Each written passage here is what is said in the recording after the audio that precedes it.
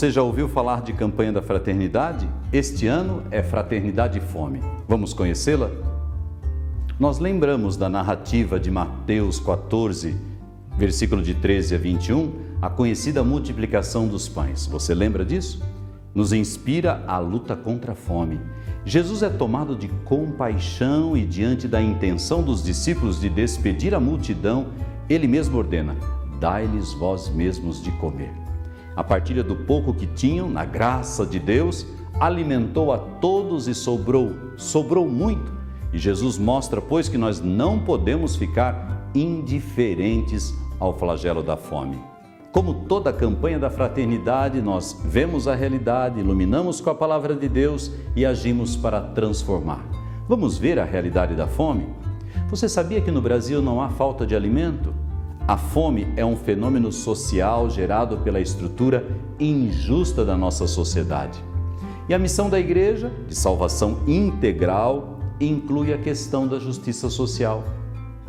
Quanto ao direito humano à alimentação adequada, segundo a ONU, é sempre esse acesso regular, permanente e irrestrito a alimentos saudáveis em quantidade e qualidade adequadas que garantam vida plena nas dimensões física e mental. Sua não garantia gera insegurança alimentar, seja leve, seja moderada ou grave, em situação de fome. Os números da fome do Brasil, em abril de 2022, chegam a 125 milhões e 200 mil brasileiros que viviam algum nível de insegurança alimentar. E 33 milhões sofriam com a fome, sendo 18,6% dos domicílios rurais e 25,7% das famílias em insegurança alimentar grave, que estão na região norte e 21% no nordeste. Então a fome atinge 43% das famílias com renda de até 1/4 do salário mínimo, chefiadas por mulheres ou pessoas de cor preta ou parda ou desempregadas. Você pode estar se perguntando quais as causas da fome do Brasil.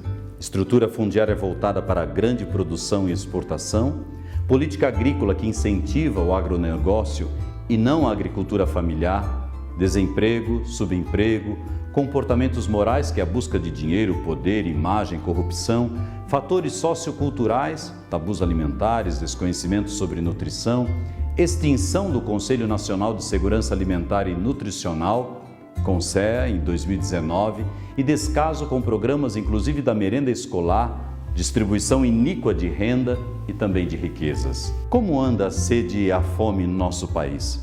A insegurança alimentar e hídrica coexiste em 42% das famílias, sendo maior nas regiões norte, também na região sudeste, centro-oeste e também na região nordeste. A fome e a falta de moradia andam juntas. Em 2020, havia mais de 200 mil pessoas em situação de rua, que não estão incluídas na estatística sobre insegurança alimentar, pois elas, na nossa cultura do descarte, na nossa aversão aos pobres, elas são invisíveis, elas não são contadas. A densidade demográfica não gera fome, sendo o crescimento demográfico plenamente compatível com um desenvolvimento integral e solidário. O cuidado da casa comum é afetado pelo modelo econômico, que vai sempre priorizando o lucro e não a alimentação, pela cultura do descarte e do desperdício e também pelo uso de agrotóxicos. Quais são as consequências então da fome?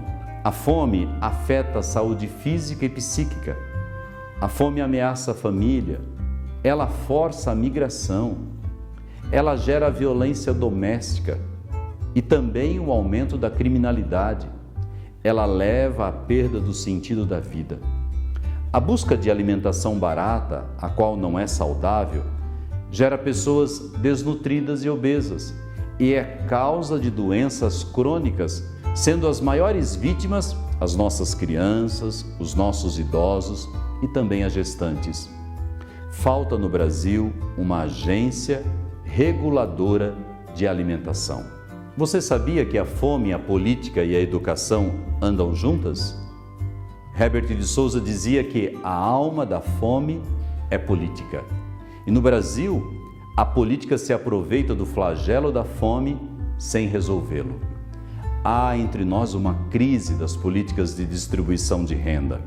Embora as ações emergenciais de pessoas e de instituições sejam muito importantes, cabe ao poder público resolver o problema da fome.